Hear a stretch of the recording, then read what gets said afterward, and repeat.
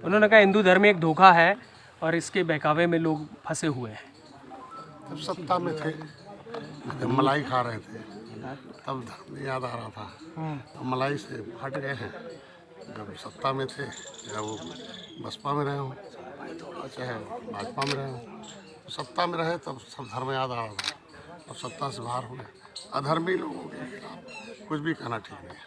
लेकिन एक तरफ अखिलेश यादव तो ब्राह्मण महासभा आयोजित करते हैं और दूसरी तरफ इस तरीके के बयान अगर उनके नेता देते हैं तो क्या लग रहा है? इसी के लिए जनता दूर है ना।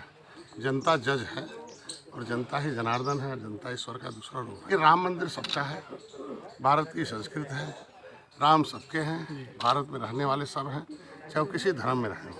मेरा पुराना धर्म है, धर्म भले बदल दिए हों लेकिन है मूल धर्म ही है। तो हम तो चाहते हैं कि सभी लोग आए, वो हम लोगों का आस्था। निषादों के लिए तो और गर्व की बात है कि आत्म बाल सखा थे निषाद राज, भगवान राम और निषाद राज दोनों एक ही स्कूल में पढ़ते थे, गुरुकुल में।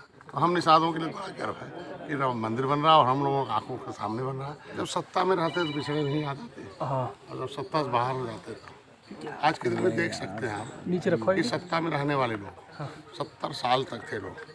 यही हम पिछड़े, हमको पिछड़े से निकाल के अनुसूचित में कर दिया। अनुसूचित में भी जब बहस हुआ, माननीय विशंबर जी ने लोग राज्यसभा में कहा कि इनका परिभाषित हो जाना चाहिए मछुआरे, मझवार केवट मल्ला है, उनकी गिनती हुई थी। समाजवादी पार्टी के सारे सांसद भाग जाते हैं। तो इसका मतलब बाहर आप कहेंगे हम पीढ़ी के साथ हैं और सदन में जहाँ भाग लिखा जाएगा वहाँ भाग जाएंगे। तो इसीलिए तो जनता सब कुछ जान गई कि कहेंगे कुछ और, करेंगे कुछ और। आज के दिन में ये लोग बड़े नेता हैं। हिंदू धर्म के खिलाफ जो नेता बयान दे रहे हैं, किस तरीके की सजा मिलनी चाहिए? मैंने बात अधर्मी है, देश में कानून बनना चाहिए। धर्म के खिलाफ बोलने वालों को इस कड़ी सजा, उसकी सजा तो जनता खुद ही देगी 2024 में। 2000 देखिए कैसे उल्टी गिनती शुरू है इस तरीके के बोलने वालों को। यही लोग थे बसपा में थे, बसपा को खत्म हो गए और अब सपा में आ गए हैं। इस तरीके से धीरे धीरे खत्म है। तो आपकी कानून बनाने की मांग है केंद्र निश्चित रूप से समय आने पर हो जाता है। जब बातें ऐसे उठती हैं और जब जनता में जहर घोला जाए तो निश्चित रूप से जनता के हितों के लिए सदन है संविधान के मुताबिक। और ऐसा बोलने का किसी को भी अधिकार नहीं है किसी भी धर्म पर टिप्पणी करने। समाजवादी पार्टी के राष्ट्रीय प्रमुख महासचिव प्रोफेसर रामगोपाल यादव ने कहा था कि क्रिमिनल एक्ट जो केंद्र सरकार लाई है उसमें बढ़ोतरी की है। अब लोगों को सावधान रहने की जरूरत है। अगर सरकार के खिलाफ कोई विरोध करेगा तो रात जरूर लग जाएगा। ऐसा नहीं, आपने देखा होगा कि पहले यही कानून था, यही एजेंसी थी। पहले लोगों को संरक्षण मिलता था, अब लोगों की सजा हो रही है। कई हजार लोगों को सजा हुई है। इसके मतलब लोग अन्याय करने वाले जेल में हैं और न्याय पाने वाले लोग खुश हैं, इसलिए हमारे साथ हैं। और ज़रूरत पड़ने पर संविधान में जगह दी गई है कि जनता के हितों की रक्षा के लिए कोई कानून बनाया जाए। आज के दिन में धारा 370 ही था ना, किस तरीके से हिंदू मुसलमान दंगा हो रहा था। जब कानून बदला तो देखो कैसे शांति है, राम मंदिर बन गया कैसे शांति है आज के दिन में। तो ढेर सारे ऐसे ऐतिहासिक काम हो रहे हैं जिससे शांति हो रही है। वो भी कानून जरूरी है और कानून में बदलाव भी जरूरी है, इसीलिए संविधान में। सीपीएम के नेता सीताराम येचुरी ने कहा है कि हमें बुलाया जरूर गया है अयोध्या में उद्घाटन पे, लेकिन हम जाएंगे नहीं क्योंकि ये लोग धर्म को सही से समझते नहीं है। तो हम कहते हैं धर्म का स्कूल खोलने, जनता ने स्कूल खोल लिया इसलिए सबको फेल कर रही है और हम एनडीए को पास कर रही है। 330 बार एनडीए की सरकार। 2024 में उत्तर प्रदेश में कैसे 80 में 80 जीतेंगे, देख लीजिएगा।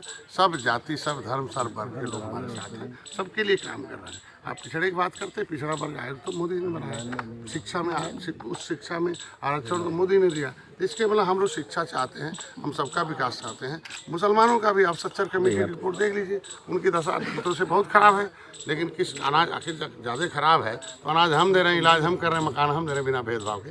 तो सभी जाति, सभी धर्म के लोग हमारे साथ हैं। इसलिए 39 पार्टियों में निषाद पार्टी में हम लोगों ने तय किया कि मोदी जी के नेतृत्व में चुनाव लड़ना है, फिर से उनको प्रधानमंत्री बनाना है, भारत को विश्वगुरु बनाना है, अर्थव्यवस्था तीसरे नंबर पर लाना है, जन कल्याणकारी नीतियाँ धरातल पर लाना है। 330 बार एनडीए सरकार। Thank you. आज माननीय मंत्री जी का कार्यक्रम था हमारे मत्स्य विभाग में। आज हमने रिवर रेंचिंग प्रोग्राम रखा था।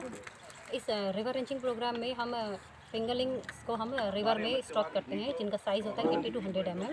हमारा जो मेन इसका कंसेप्ट होता है, एम होता है कि हम इसमें स्टॉक रिहेबिलिटेशन करते हैं। लाइक हमारा जो रिवर्स में IMCs होते हैं, कतला, रोहू, नैन, जो बेसिक हमारी मछलियाँ हैं, इनका स्टॉक जो है डिप्लीट हो रहा है। तो उस पॉइंट को हम पॉइंट में रख के, उस कंसेप्ट को पॉइंट में रख के हम जो इनकी फिंगरलिंग्स इनका स्टॉकिंग करते हैं ताकि जो हमारे जो फिशरमैन कम्युनिटीज़ हैं, उनकी फैमिली है, उनका जीवन यापन एक अच्छे से हो सके।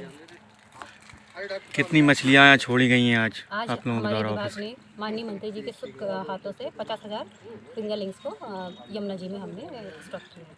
विभाग द्वारा और भी किस तरह से योजनाएं चलाई जा रही हैं मछुआरों के लिए? हमारे विभाग से 2 फ्लैगशिप स्कीम है जिसको हम बोलते हैं प्रधानमंत्री मत्स्य संपदा योजना, एक है मुख्यमंत्री मत्स्य संपदा योजना, और हमारी स्टेट लेवल पे है हमारी निषाद राज बोट सब्सिडी योजना, जिसमें हम मछुआरे जो कम्युनिटी होते हैं 13 समुदाय हैं, उनमें हम स्पेसिफिकली मछुआरे समुदाय को हम लोग बोट देते हैं, जो जिसकी हम सब्सिडी देते हैं 26,700 रुपया, क्योंकि जो हमारा जो प्रोजेक्ट है उसका कॉस्ट है 67,000, तो उसका हम 40% देते हैं। इसमें स्पेसिफिकली सिर्फ मछुआ समुदाय के लोगों को ही दिया जाता है, प्रेफरेंस दिया जाता है। उसमें बोट मिलती है, हम एक बोट देते हैं और जाल देते हैं, लाइफ जैकेट देते हैं और एक 40 से 50 kg कैपेसिटी का आइस बॉक्स भी देते हैं। तो जो लोग योजनाओं का लाभ लेना चाहते हैं तो वो किस तरह से ले सकते हैं? योजनाओं के लाभ के लिए हमारा पोर्टल खुलता है साल में 2 बार। अभी लास्ट ईयर अभी खुला था 2023 में 15 मई से 30 जून तक खुला हुआ था, 15 अगस्त तक खुला था। इसमें आप लोग ऑनलाइन आवेदन करते हैं, उसके बाद हम लोग वेरिफिकेशन करते हैं, means on the base document verification करते हैं एंड ऑन फार्म जाके हम वेरिफिकेशन करते हैं कि मान लिया जैसे किसी ने पॉन्ड कंस्ट्रक्शन के लिए आवेदन किया, अब उसके पास उतना ज़मीन है या नहीं है वो हमको जाके फार्म पे जाके ही हमको इंस्पेक्ट करना पड़ेगा, तो हम वो वेरिफिकेशन करते हैं। उसके बाद हम लोग एक सूची रेडी करते हैं और फिर डिस्ट्रिक्ट लेवल कमेटी के थ्रू डीएम साहब और माननीय सीडीओ सर के थ्रू हम लोग डीएलसी ऑर्गेनाइज कराते हैं और वहाँ पर रेंडमाइजेशन करके फिर एक सूची बनती है, हम उसको हेडक्वार्टर अप्रूवल के लिए भेज देते हैं।